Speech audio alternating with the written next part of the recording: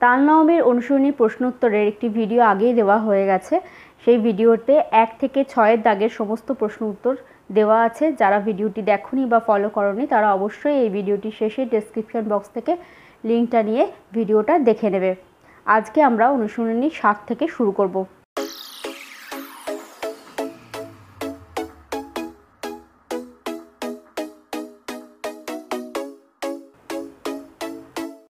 অনুশীলনী 7-এর দাগে আছে, নিচের বাক্যগুলোর দিকে তাকিয়ে দেখো কোন কোন শব্দে তোমার মনে হচ্ছে কাজ শেষ হয়ে গেছে আর কোন কোন শব্দে মনে হচ্ছে কাজ শেষ হয়নি এখনও।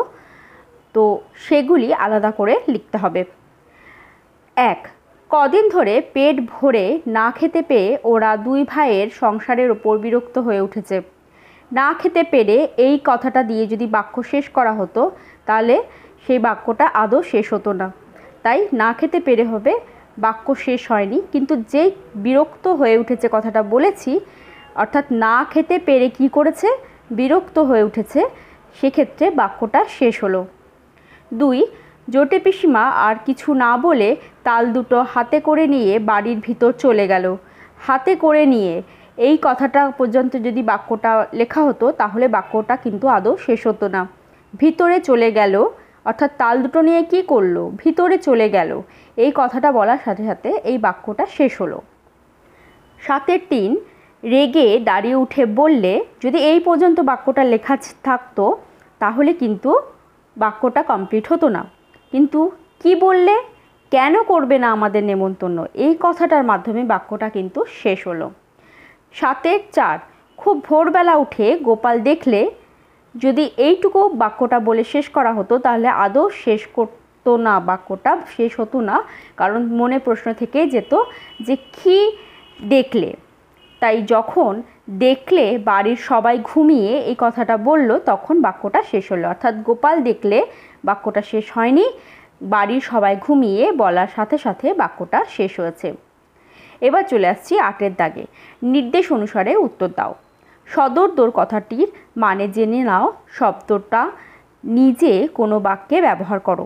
সদর দোর এই কথাটার অর্থ হলো মূল দরজা, অর্থাৎ যে দরজা দিয়ে রাস্তায় নামা যায়। সদর দরজা কখনোই খুলে রাখা উচিত না। 2, কপাট কথাটির অর্থ লেখো। এই শব্দটা ব্যবহার করে নিজে একটি বাক্য লেখো। কপাট অর্থাৎ দরজা বা জানলার পাল্লা। ঝোড়ো হাওয়ার দাপটে দরজার কপাট খুলে গেল।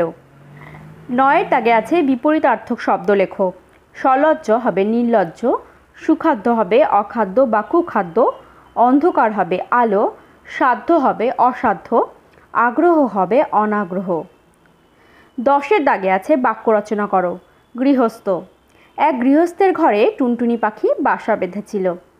পিঠে, পৌষ পার্বণে বাংলার ঘরে ঘরে নানা রকম পিঠে তৈরি হয়। আশ্চর্য, ভোরের আলোয় প্রাকৃতিক সৌন্দর্য দেখে আশ্চর্য হয়ে গেলাম। জোনাকি, রাতের বেলায় জোনাকিরা ঝিকিমিকি আলো ছড়ায়।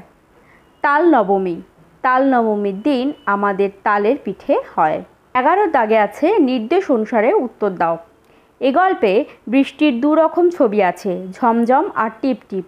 এই শব্দ দুটো ছাড়া কেবল ধ্বনি থেকেই বুঝে নেওয়া যায় এমন কতগুলো শব্দ লেখো।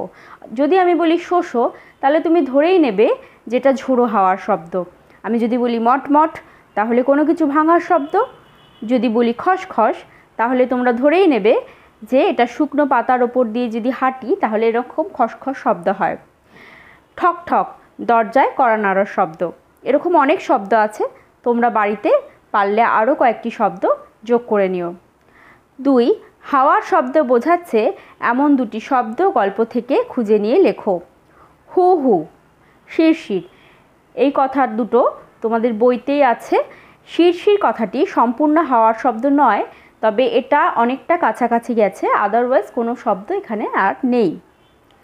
3 নম্বর, গল্পে বারুজ্জে, ভট্টাচ এগুলি কোন কোন পদবী থেকে এসেছে, এরকম আরও 3টি পদবী লেখো।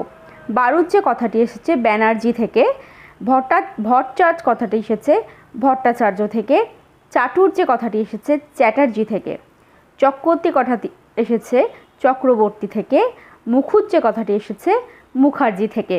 11 দাগের 4 পড়ছে খেয়েছে এই শব্দগুলো কোন কোন শব্দ থেকে এসেছে এবং এরকম চেহারা পেয়েছে? পড়িতেছে থেকে এসেছে পড়ছে, সেখান থেকে এসেছে পড়ছে। খাইয়াছে থেকে এসেছে খেয়েছে, সেখান থেকে এসেছে খেয়েছে। খেয়েছে এই কথাগুলি হচ্ছে চলিত ভাষায় ব্যবহার করি, একদম গ্রাম্য বাংলা ভাষা। কিন্তু পড়িতেছে হচ্ছে বা খাইতেছে এগুলো কিন্তু সাধু ভাষা। এরপরে আরও একটি ভিডিও পোস্ট করা হবে যেখানে বড় প্রশ্নগুলো আলোচনা করা হবে।